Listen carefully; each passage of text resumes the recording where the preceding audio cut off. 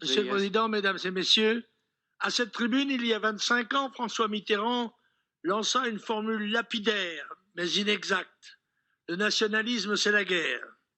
L'image était forte, mais la pensée de courte vue. En effet, naguère, ce sont des armées nationales qui s'affrontaient.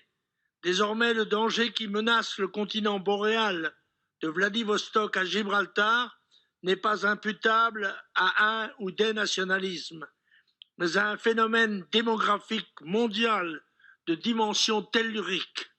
Pour être civil, l'invasion de nos territoires n'en est pas moins une terrible menace sur nos indépendances, nos libertés et même notre survie. Nous avons le droit et le devoir d'y faire face, avec tous les moyens nécessaires pour la vaincre. Or, l'Union européenne est aujourd'hui un carcan qui paralyse les nations qui la composent, au moment où leur défense et donc leur capacité de mobilisation est plus nécessaire que jamais. Il n'y a pas, quoi qu'en pensent les fédéralistes, de nations européennes, ni de peuples européens. Votre Assemblée elle-même est élue par les peuples des nations composant l'Union européenne.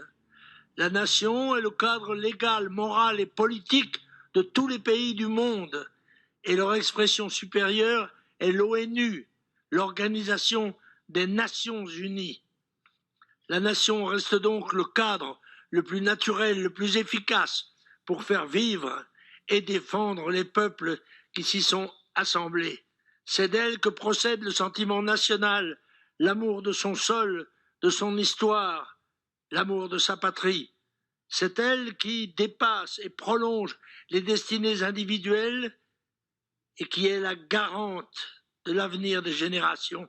En revanche, il y a une civilisation européenne éblouissante et un concert d'instincts qui crée la nécessité d'une étroite coopération des nations du continent boréal au-delà même de la seule Europe de l'Ouest.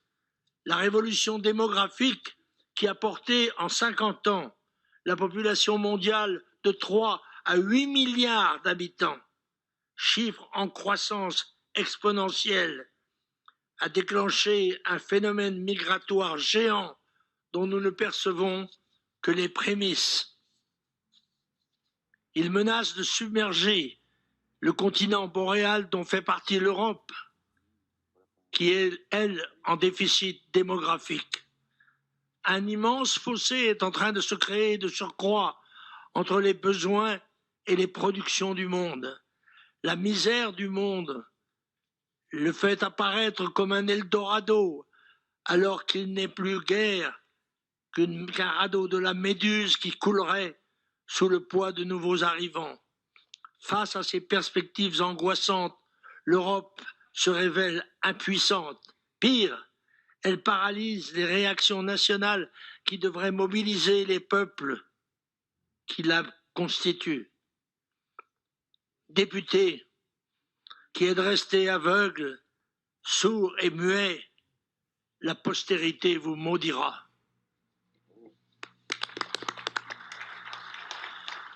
Dziękuję bardzo panu Jean